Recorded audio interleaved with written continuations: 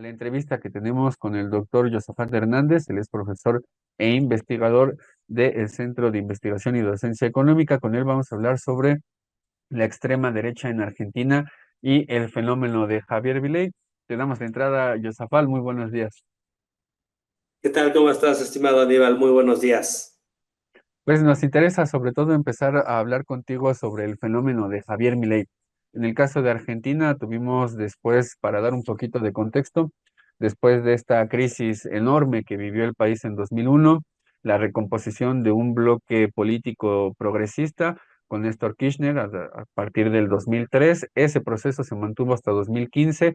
Después viene la reversión de ese proceso con el mandato de Mauricio Macri, que entre otras cosas, además de aumentar la deuda con el Fondo Monetario Internacional, reestructuró gran parte de la política que tenía en materia económica y en materia política y de derechos sociales en el país.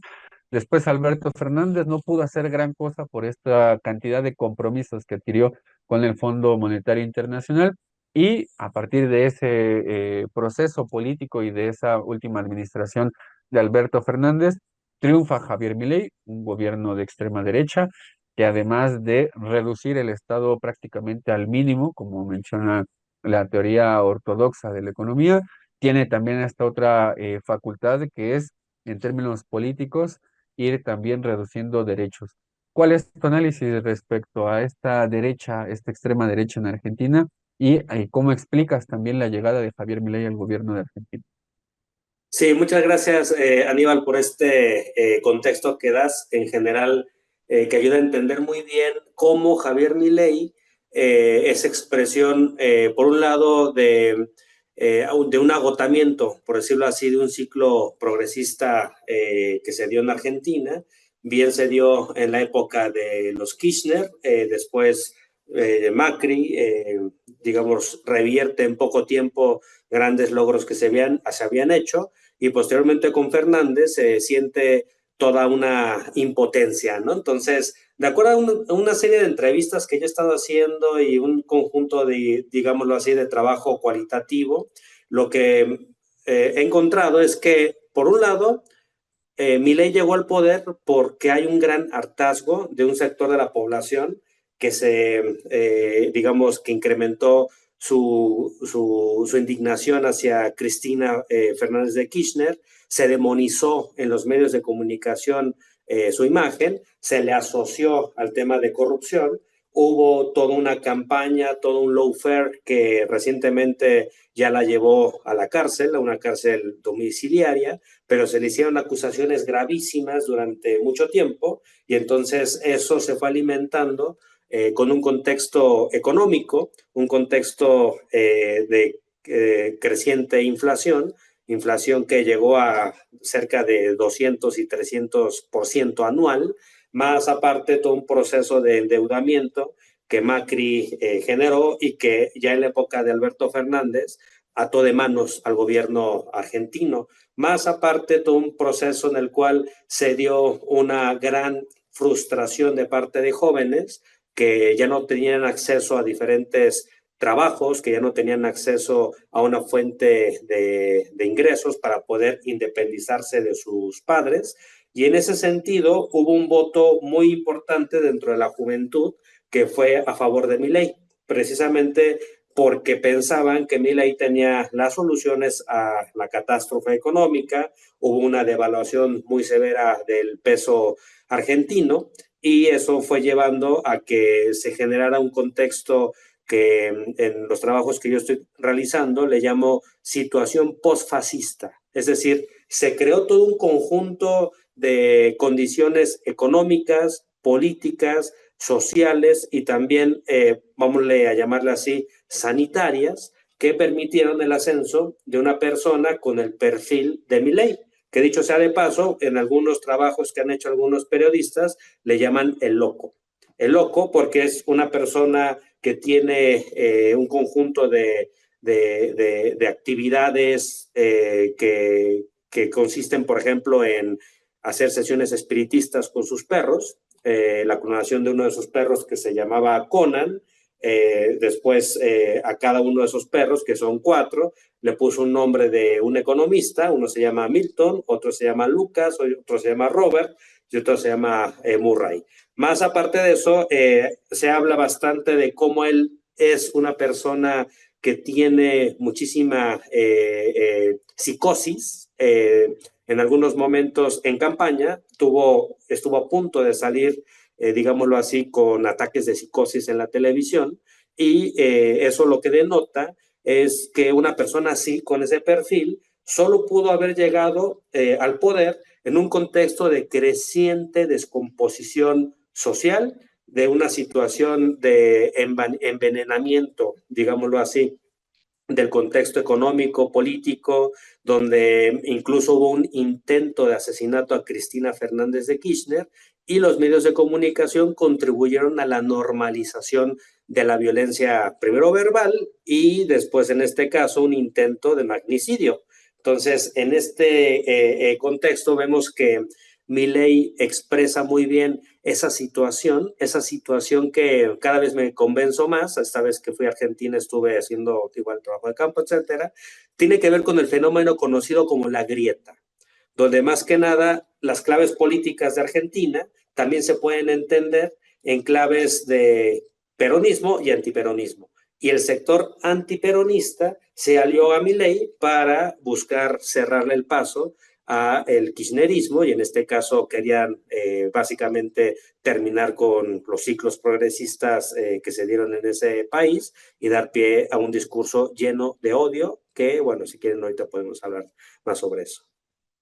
Claro, en esta, bueno, me llama mucho la atención lo que mencionas porque primero en esta situación postfascista que mencionas tú, me gustaría comenzar con esa parte porque te pediría ahí una reflexión sobre cómo estás analizando esa situación postfascista. ¿Por qué denominarle postfascista y no ponerle, por ejemplo, fascista o conservadora o incluso ya en clave, como mencionabas hace un momento al final de esta primera participación, antiperonista? Porque digamos, el peronismo dio para todo en Argentina, de derecha y de izquierda también. Claro. Entonces, pedirte un poquito más ahí de reflexión en torno a por qué denominarle posfascista.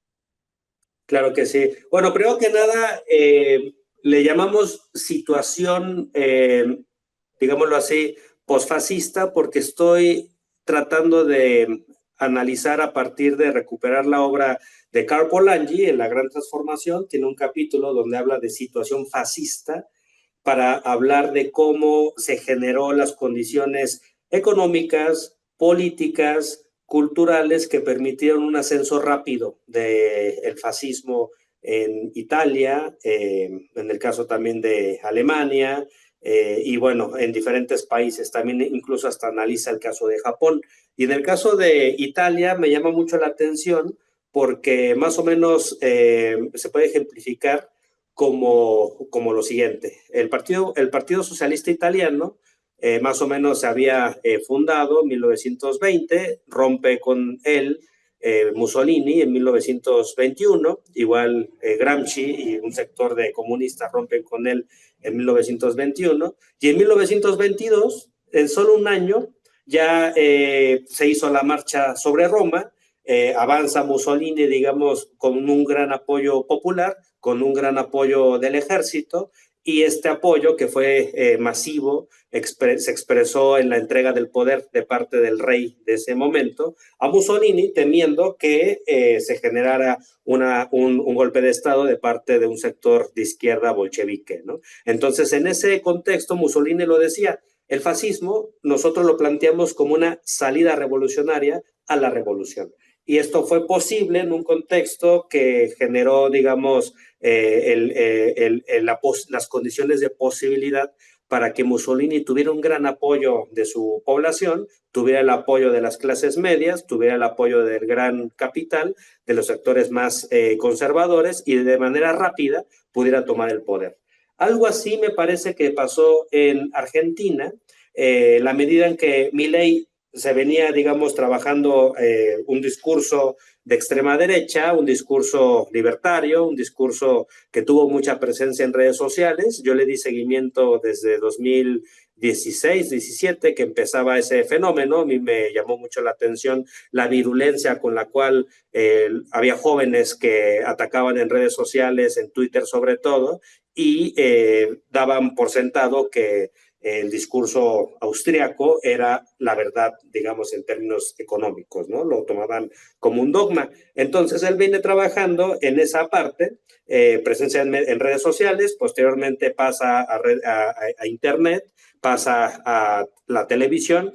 En varias entrevistas me lo describen a Milei como una persona que milita en la tele, ¿no? Y posteriormente ya de esa militancia en la televisión, de esa farandulización de la política, en un tiempo muy breve de tiempo, se convierte en presidente de un país bastante importante en América Latina, porque se generaron las condiciones de posibilidad que permitieron el ascenso de el loco, como le llaman algunos personajes, ¿no? Algunos periodistas. Y bueno, en este contexto le llamamos posfascista para mostrar también las diferencias, pero también las continuidades con el fascismo clásico. Y aquí la obra de Enzo Traverso es muy interesante, porque Enzo Traverso es quien desarrolla el término posfascista para referirse a una nueva práctica política de extrema derecha, muy adecuada a nuestra época, donde no reivindican el fascismo clásico abiertamente. Por ejemplo, Milei no va a estar reivindicando ni a Mussolini, ni a Hitler, no va a estar reivindicando a Franco.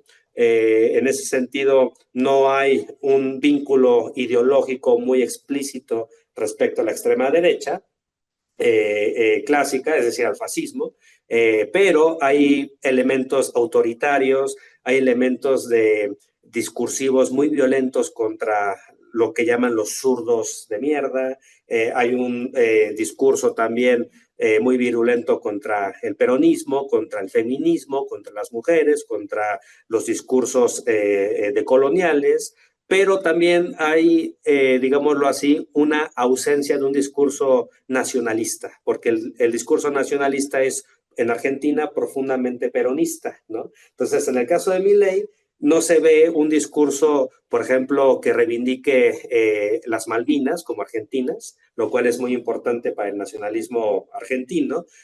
Hay una tendencia a apoyar de manera muy fuerte al sionismo, en el caso de Israel.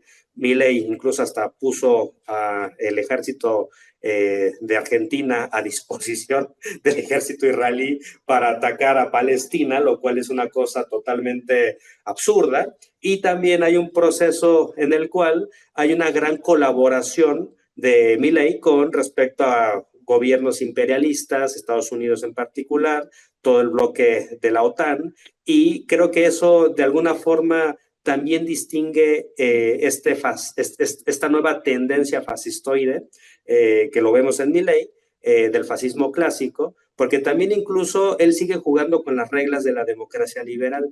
Digamos, no ha habido ese proceso tampoco de disolución del Parlamento, como se hizo Mussolini y como se hizo Hitler. No ha habido todavía un proceso de ilegalización de la oposición. No ha habido en ese aspecto una conversión de Milei en un dictador, como sí lo fue el caso de Mussolini, como sí lo fue el caso de Hitler, pero me parece que sí se nota tendencias muy autoritarias en el ejercicio del poder, tendencias a la deshumanización de diferentes sectores de la sociedad argentina y una tendencia muy virulenta a asumir lo que ellos llaman la batalla cultural, la batalla contra el marxismo en diferentes niveles. Claro, ahí ya entramos como más en materia, porque en Argentina hubo una investigadora, Marina Franco, que hizo un libro bastante bueno para entender la Guerra Fría, pero sobre todo en la vertiente de la guerra cultural dentro del marco de la Guerra Fría, que eso es algo que, pues en el caso de América Latina, muy pocos se habían metido a estudiar eso. Ahora ya es más común que se estudie, pero en su momento cuando lo publicó ese libro, no era algo que fuera como un campo de análisis por parte de distintos investigadores e investigadoras. Ahora, acá mencionas varios temas. Uno de ellos me recordó también a otro libro, el de David Rock, en donde habla Uh-huh. sobre la derecha argentina. y él le pone varias características a la derecha argentina en particular. Son nacionalistas, y en el caso de Javier Milei, como dices, esa parte como que se está perdiendo. Son neoliberales también, son Ujú. dentro del estamento militar, que además eso también quedó bastante claro cuando se instaura la dictadura en 1976, y también son profundamente religiosos. Y acá tenemos ya una distinción con lo que nos estabas diciendo de Javier Milei, porque no está esta parte nacionalista y sobre todo no está rompiendo las reglas del juego democrático, liberal, procedimental. Entonces, en ese sentido, preguntarte ahora, si es un producto mediático, si hay una construcción ideológica detrás de Javier Milei, ¿cómo fue el hecho de haber construido en Argentina este producto llamado Javier Milei en un contexto también de pandemia? Pero sobre todo detrás de la pandemia era lo evidente, pero detrás de eso estaba una posibilidad de una construcción de una sociedad del miedo. Sociedad del miedo que, como decía otro autor, como King's Kunix, que escribió un libro bastante clásico sobre las sociedades del miedo, sí tiene un efecto precisamente en la política y sobre todo en las decisiones que toma la sociedad. Claro, esa parte es muy interesante porque aquí voy a recuperar algunas entrevistas que estuve haciendo a personal que se dedica a estudiar, bueno, que son psicólogos y que atienden a la población.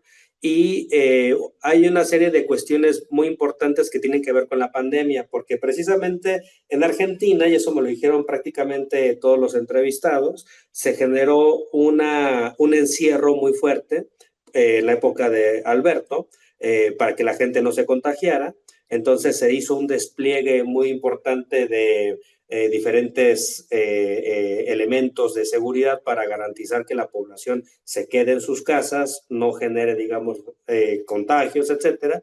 Y un sector de la población, sobre todo jóvenes, eso lo vivieron como una represión, lo vivieron como una especie de control totalitario sobre ellos, lo vivieron como un proceso en el cual también se perdió una sociabilidad, una relación con el otro, no iban a clases, entonces en gran medida su formación de sus ideas políticas se hicieron en Internet. ¿Y cómo se informaban? Viendo videos, y en particular los videos de Milei se convirtieron en videos virales, porque además como el personaje es un producto mercancía, y además de que es muy histriónico, llama la atención, los jóvenes se volvieron pues seguidores muy dogmáticos de él, jóvenes que tenían entre 15 años, 16 años, 18 años. Dicho sea de paso, en Argentina se puede votar desde los 16 años, ¿no? Entonces, ese sector marcó en gran medida una gran diferencia en diferentes partes,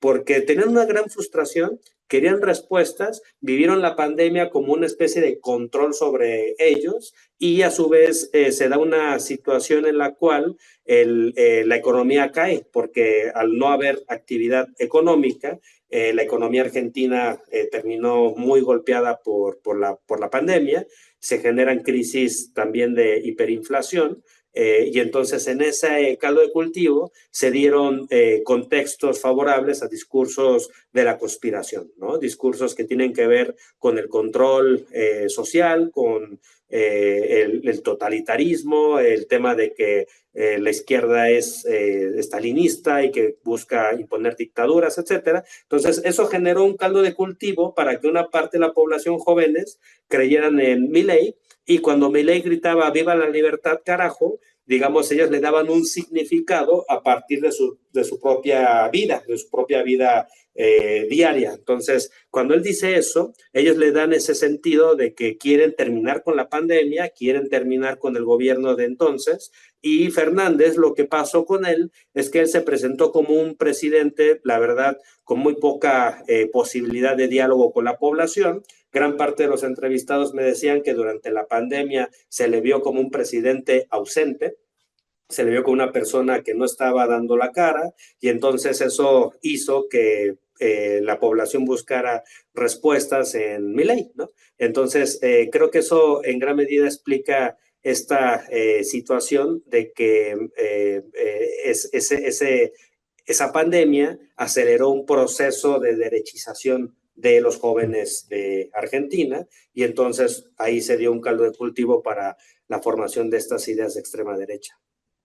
Claro, y también con esto que mencionas, me acordaste de otro libro que es el de La Argentina fascista, los orígenes ideológicos de la dictadura de Federico Finkelstein, porque él ahí hace este análisis sobre todo de la búsqueda de aquellos elementos culturales que estaban detrás de la ideología que tenía la dictadura y se va hasta la década de los 30, en donde Ujú, ahí analiza sobre todo la importancia que tenía la parte antisemitista dentro de los sectores de derecha en Argentina, pero ujú. también la parte nacionalista, que eso a veces como que uno no lo logra entender como tan así, ¿no?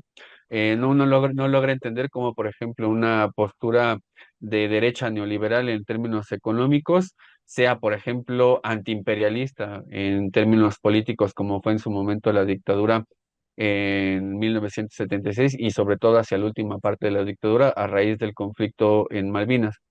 Y sobre este último tema, preguntarte, porque decías hace un momento de la parte que tiene que ver con la pandemia, pero sobre todo la incidencia que tuvo en los jóvenes. Y al inicio Ujú. de la entrevista contigo hablabas de distintas variables para poder analizar lo que está sucediendo en Argentina. Una de esas variables tenía que ver sobre todo con el proceso de Lawfare, sobre todo también por el desencanto político que hubo desde principios del siglo XXI hasta por lo menos 2015. Y Ujú, también de este intento de asesinato contra Cristina Fernández. Milei llega con esta forma de ir en contra de la casta política, de todo el ujú, discurso contra la corrupción, pero instala, y ahí sí me gustaría preguntarte a ti cómo lo ves tú, instala un ujú. discurso que es netamente antipolítico, pero que va centrado sobre todo en contra de esta estructura política que son los partidos políticos. ¿Cómo está el sistema de partidos políticos ahora en Argentina después de este periodo que ya lleva Milei? Sí, yo lo que veo o lo que alcanzo a ver es que el sistema de partidos de Argentina se ha transformado de tal manera que hay múltiples crisis. Por ejemplo, hay una crisis del peronismo, del kirchnerismo. En el último discurso público que dio Cristina ya encarcelada, ella se le nota más una reivindicación del peronismo que del kirchnerismo, ¿no? Lo cual es muy, muy interesante, como que se busca regresar a los orígenes. La manifestación que se dio fue una manifestación gigantesca, masiva, y lo que se busca es defender el estado de bienestar y los derechos sociales que Milei está amenazando por medio de la motosierra, ¿no? Hasta le ponen ese término, ¿no? Y en el caso de otros partidos políticos, como el radicalismo, que es también clásico del sistema de partidos de Argentina, también está totalmente desdibujado. Es un partido que también ya prácticamente no tiene mucha significancia política y más bien lo que se dio es dentro del sector antiperonista una unión en torno a la figura de Milei. Entonces ahí vemos cómo en la figura de Milei entra personas como Patricia Bullrich, que ya venía de, digámoslo así, primero de haber militado en Montoneros, después se convierte en una traidora de Montoneros y delata a sus propios compañeros ante la dictadura, después es parte del partido Cambiemos, del partido de Macri, luego compite con Milei y después cede a Milei porque Milei es quien pasa a la siguiente ronda y lo apoya totalmente, ¿no? Entonces es parte de su gobierno, se encarga de su política de seguridad y lo mismo pasa con este personaje que me parece que se llama Caputo, que era el ministro de Economía de Macri, es el mismo que está con Milei en estos momentos. Entonces, en la realidad también se está viviendo en la Argentina una especie de gatopardismo, ¿no? De este sector macrista, que evidentemente ellos no tienen el carisma que tiene Milei, no tienen la conexión que tiene Milei con las bases sociales, y más bien van a apoyar totalmente a Milei. Y Milei es interesante en la medida en que no tiene una estructura de partido, o al menos yo no alcancé a verla. Yo el tiempo que me dediqué a recorrer la ciudad de Buenos Aires, estuve buscando ver si había militancia en las calles, si había pintadas a favor de Milei, si había grupos de jóvenes en la UBA, en la Universidad de Buenos Aires, haciendo activismo en favor de Milei, y no encontré a nadie. Entonces, es muy interesante porque si uno camina por las calles de Buenos Aires, lo que va a encontrar es apoyo a Cristina. En Boca se decía, con Cristina no se metan. En una parte de Boca también decían todo con Cristina, Boca con Cristina, pero no había una sola pintada en favor de Milei.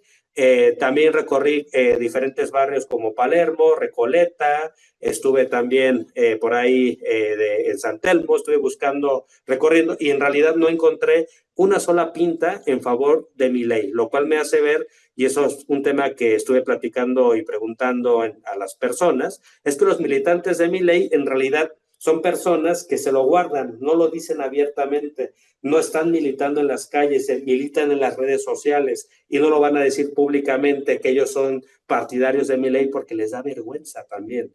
Más bien lo que les mueve es el odio contra Cristina y la forma de, digamos, de atacar a Cristina era apoyando a Milei. Entonces creo que esa parte es muy interesante porque el sistema de partidos de Argentina tiene este proceso complejo, pero bueno, digamos, esa es la cuestión que alcanzo a ver. No me queda muy claro cómo se está reestructurando. No me queda muy claro también si el fenómeno Milei va a lograr enraizar en las capas populares. No me queda muy claro si el fenómeno Milei en ese sentido puede generar una especie de estructura, pero lo que sí me queda claro es que el peronismo sí es una estructura social y es una estructura que está muy presente en las capas populares y esas capas populares son las que van a ponerle un contrapeso a Milei. Claro, y esta última parte del proceso que describes es bastante interesante porque ahí está precisamente la posibilidad de construir una alternativa a lo que está haciendo Javier Milei. Josafat, te agradecemos mucho por este tiempo, por la entrevista, por la reflexión, por el avance también de la investigación que estás presentando ahora, que desde luego que es bastante sugerente y bastante interesante para entender este tipo de fenómenos en la región y que, bueno, afortunadamente en México no tenemos. Te agradecemos, Josafat, y esperamos seguir contando contigo en futuras ocasiones. Claro que sí, por supuesto, un placer estar aquí con ustedes y muchísimas gracias por el espacio.